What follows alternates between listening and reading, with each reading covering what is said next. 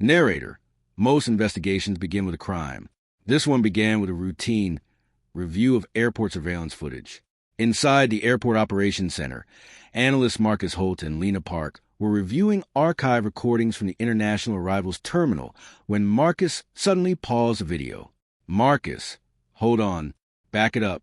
The footage rewound to a woman emerging from customs carrying a small travel bag. Marcus, zoom in. As the image enlarged, both analysts stared at the screen. Lena, that's impossible. Marcus, that's what I thought. Concerned by the resemblance, they called Supervisor Daniel Reyes. Reyes, you call me? Lena, you need to see this. The footage played again. Reyes, where did you get this? Marcus, archive review. Reyes, when was it recorded? Marcus, 3 nights ago. Reyes, run facial comparison. Biometric software analyzed a woman's facial features and compared them with law enforcement databases.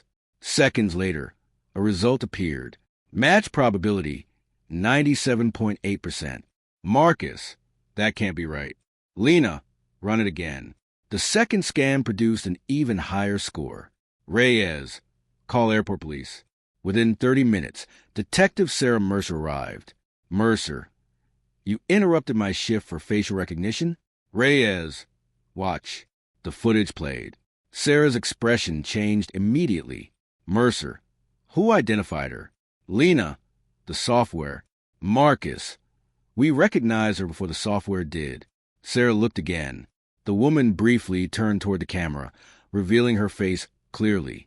Narrator, the woman's name was Emily Carter.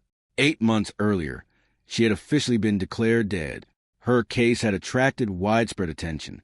Investigators recovered a body, conducted a lengthy inquiry, and completed all identification procedures. A funeral was held. Family and friends attended. Burial records were filed. The case was closed. Mercer, bring me the death file. Moments later, investigators reviewed photographs, witness statements, autopsy findings, and the death certificate. Every document listed the same conclusion: deceased.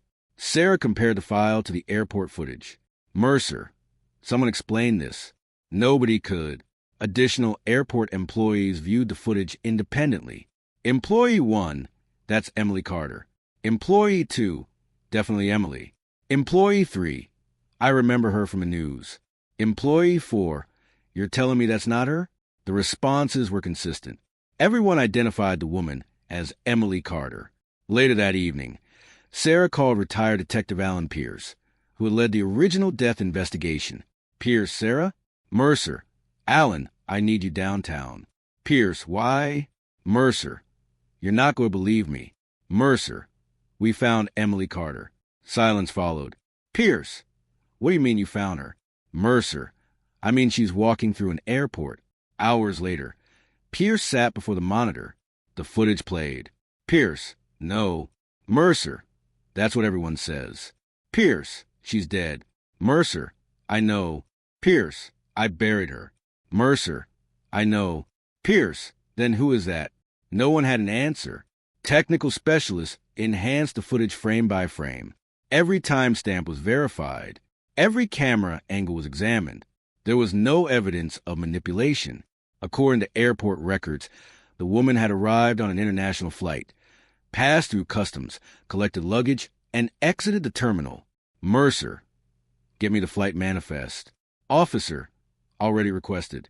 Mercer, and immigration records. Officer, on the way. Mercer, if this isn't Emily Carter. Pierce, then somebody wants us to think it is. Mercer, and if it's Emily Carter? Pierce stared at the screen as the woman turned directly toward the camera. Pierce, then everything we believed about her death was a lie. Narrator, by midnight, the investigation had officially been reopened. What began as a routine review of surveillance footage had become a mystery that challenged every official record. A woman declared dead. A funeral attended by hundreds. A completed investigation. A documented burial. Yet airport cameras had captured someone who looked exactly like her stepping off an international flight. Investigators were left with a single terrifying question. If Emily Carter had truly been buried 8 months earlier, who had just arrived on Flight 782,